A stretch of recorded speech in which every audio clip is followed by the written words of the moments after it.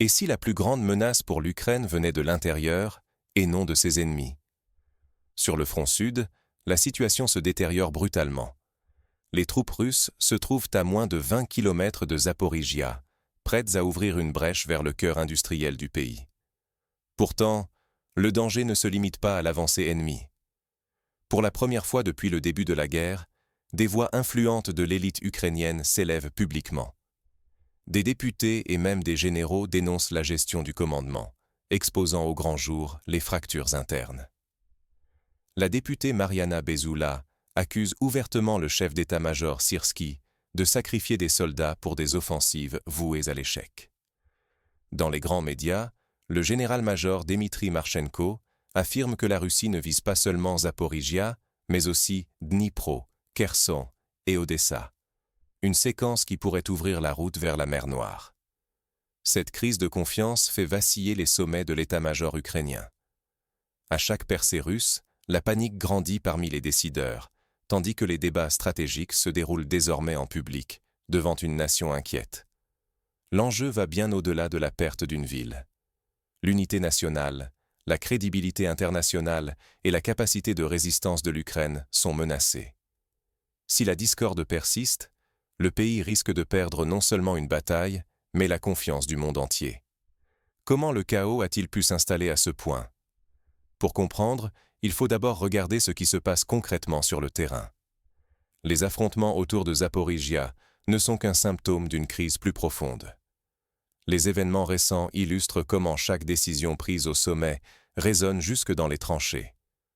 Pour mesurer la gravité de la situation, il faut d'abord comprendre ce que signifient réellement Zaporijia et Dnipro pour la défense ukrainienne. Ces deux villes ne sont pas de simples points sur une carte, ce sont les poumons logistiques du front sud. Zaporijia garde les clés des grands axes routiers et ferroviaires reliant l'est au sud, tandis que Dnipro gère l'acheminement des renforts, du matériel et l'évacuation des blessés vers l'arrière. Si jamais ces bastions tombaient aux mains russes, l'Ukraine serait tranchée en deux. Les flux de troupes et de ravitaillement seraient coupés, piégeant les forces ukrainiennes au sud du Dniepr. Les conséquences dépasseraient la simple perte de territoire, un effondrement logistique, rendant toute défense coordonnée presque impossible. L'avance russe s'accélère, portée par la désorganisation croissante côté ukrainien. Chaque percée fait reculer la ligne de défense, rapprochant la menace. Les dernières offensives ennemies ont déjà rapproché les troupes russes à moins de 20 km de Zaporijia, une distance minuscule à l'échelle militaire. Détenir ces villes, c'est aussi contrôler les ponts vitaux sur le Dniepr. Si la Russie les coupe, la logistique s'effondre, la résistance urbaine devient illusoire. Civils et soldats seraient alors enclavés, privés de renforts et d'espoir. Perdre Zaporijia ou Dnipro signifierait la paralysie totale du front sud et ouvrirait la voie à une percée russe vers le cœur industriel du pays. L'enjeu est existentiel. Il ne s'agit plus seulement de territoire, mais de la survie même de l'État ukrainien. Mais derrière cette carte militaire, la vraie faille se creuse ailleurs. Au sommet, là où la crise de commandement fragilise tout l'édifice. La désunion des chefs et les rivalités internes éclatent au grand jour. Cette crise de leadership pourrait se révéler plus dangereuse encore que les offensives ennemies. Quand les généraux et les députés s'affrontent publiquement, c'est tout l'édifice qui menace de s'effondrer. La crise ukrainienne ne se joue plus seulement sur la ligne de front, mais dans les arrière-salles du pouvoir. Les fractures internes éclatent désormais à la lumière du jour, au pire moment possible. Mariana Bezula, députée, n'a pas hésité à accuser le général Syrski, chef des forces ukrainiennes, d'être responsable des revers sanglants autour de Zaporijia et Dnipro. Selon elle, Syrski sacrifie les dernières réserves dans des offensives vouées à l'échec près de Kupiansk, laissant le Sud à découvert. Son appel à la démission, lancé devant tout le Parlement et amplifié sur les réseaux sociaux, a fait l'effet d'une alarme stridente. La confiance en la chaîne de commandement s'effrite. Le séisme ne s'arrête pas là. Le général Marchenko, ancien héros de Mykolaïv et figure respectée parmi les militaires, a lui aussi tiré la sonnette d'alarme. Dans un entretien glacial, il a décrit l'inévitabilité d'une chute de Zaporijia, puis de Dnipro. Pour lui, le plan russe est limpide. Conquérir ces deux pivots, franchir le Dnipro et ouvrir la route vers la mer Noire et Odessa. Son constat, dépouillé de tout vernis rassurant, a glacé l'opinion. La gravité du moment est confirmée par le ministre Kouleba. Dans une déclaration sans phare, il a admis que les forces ukrainiennes n'ont plus les moyens de renverser la situation. Un aveu cinglant, à rebours de la rhétorique officielle, qui ne laisse plus de doute sur l'ampleur de la crise. Derrière ces mots, la gestion désastreuse des réserves militaires est pointée du doigt par tous. À force de concentrer les brigades d'élite sur un seul axe, le commandement laisse le Sud vulnérable, chaque décision précipite la nation vers l'abîme. Cette incapacité à répartir les ressources militaires fragilise tout le front, ouvrant des brèches exploitées par l'ennemi. À mesure que ces rivalités éclatent au sommet, un danger insidieux se répand. La défiance ne ronge plus seulement les élites, elle sape le moral des soldats et de la population. Le sentiment d'un système à la dérive, où chacun cherche un coupable, devient plus toxique que n'importe quelle offensive ennemie.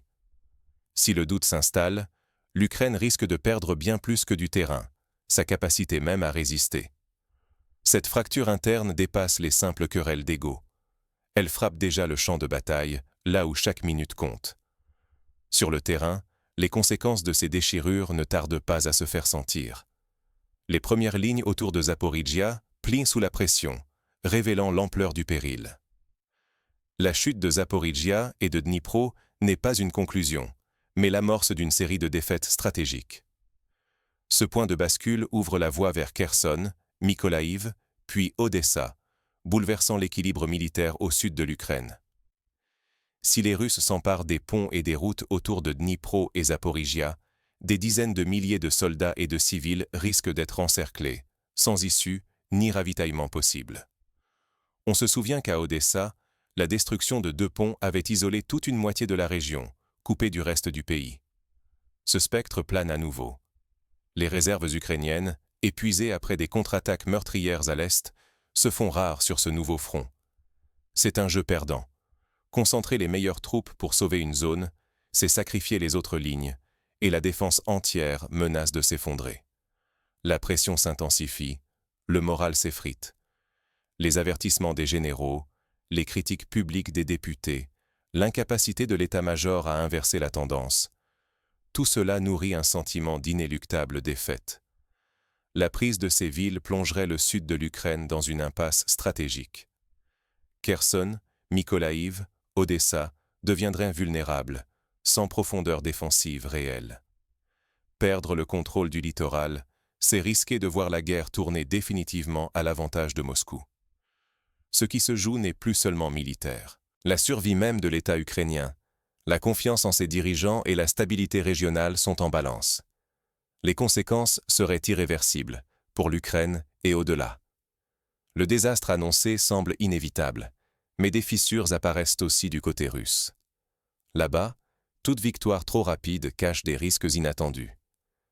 La vérité qui dérange, c'est que, lors d'un effondrement, la division interne frappe souvent plus fort que l'ennemi. L'actuelle crise autour de Zaporijjia et de Dnipro ne vient pas seulement de la puissance russe, mais du manque d'unité au sein du commandement ukrainien. Quand le danger est mortel, reconnaître ses erreurs et ajuster sa stratégie devient vital. Or, quand l'état-major refuse d'écouter ses propres généraux ou ignore les critiques publiques, il prépare sa propre défaite. Autre piège, sacrifier ses meilleures ressources sans vision. Par peur ou illusion de contrôle, certains dirigeants envoient leurs troupes les plus aguerries dans des contre-attaques désespérées. Résultat, les positions sont perdues et la capacité à se défendre demain s'effondre. Gérer la critique, c'est un art fragile. Laisser les dissensions exploser, ou au contraire, étouffer chaque voix discordante, mène au même point. Perte de confiance, incapacité à agir ensemble. La cohésion reste la seule force dans la tempête. Quand l'état-major se divise et que les députés s'affrontent publiquement, c'est le moral de la nation qui vacille. La communication interne n'est jamais secondaire. Elle façonne l'esprit des soldats comme des civils. Un message flou ou contradictoire ronge la résilience, alors qu'une parole claire, qui assume les difficultés mais trace une vision, peut redonner de l'élan, même au plus fort de la tourmente. Ignorer ces leçons, c'est risquer de revivre l'histoire, dans la guerre, l'entreprise ou la politique. Souvent, la chute ne vient pas d'un ennemi extérieur, mais de la gestion de ses propres failles. La situation sur le terrain s'aggrave d'heure en heure, tandis que le commandement hésite. Les conséquences de cette crise interne pourraient bientôt devenir irréversibles. La ligne de front la plus périlleuse n'est pas toujours celle dessinée sur la carte. Dans la guerre comme dans la vie, l'ennemi le plus dangereux s'insinue souvent à l'intérieur. Doute, rivalité, défiance. Alors que l'attention publique se fixe sur la percée russe vers Zaporijia et Dnipro, la véritable tempête gronde ailleurs, dans la confiance collective, dans la cohésion fragile des défenseurs. Quand des généraux contestent les ordres du commandement et que des députés exposent publiquement les fissures de la stratégie, ce ne sont plus de simples divergences. C'est l'ossature même de la défense qui vacille. Les divisions internes, la fragmentation du discours, minent la lutte plus sûrement que n'importe quelle offensive extérieure. Ignorer la nécessité d'unité en temps de crise, c'est offrir à l'adversaire une victoire sans combat. À travers l'histoire, chaque fois que le front intérieur craque, les remparts tombent, même s'ils paraissaient invincibles la veille. La perte du moral, la confusion, la défiance envers les chefs précipitent la débâcle bien avant la chute d'une ville. Mais le chaos intérieur n'est pas une fatalité. Il commence souvent par des compromis avec la vérité, des non-dits, des accusations pour se protéger. Pourtant, chaque crise porte en elle un choix, se diviser ou affronter ensemble ses faiblesses. Cette lucidité, ce courage de regarder le désordre en face, est le seul rempart contre la spirale de la défaite. Ce qui se joue autour de Zaporijia et Dnipro dépasse de loin la bataille pour quelques kilomètres. C'est la confiance, l'avenir et la crédibilité d'un peuple qui sont en jeu. Cette leçon, amère, s'adresse à toute nation. L'absence de cohésion et d'écoute de la réalité ouvre la voie à la chute. Le vrai défi, c'est de s'unir et d'agir, avant que tout ne s'écroule.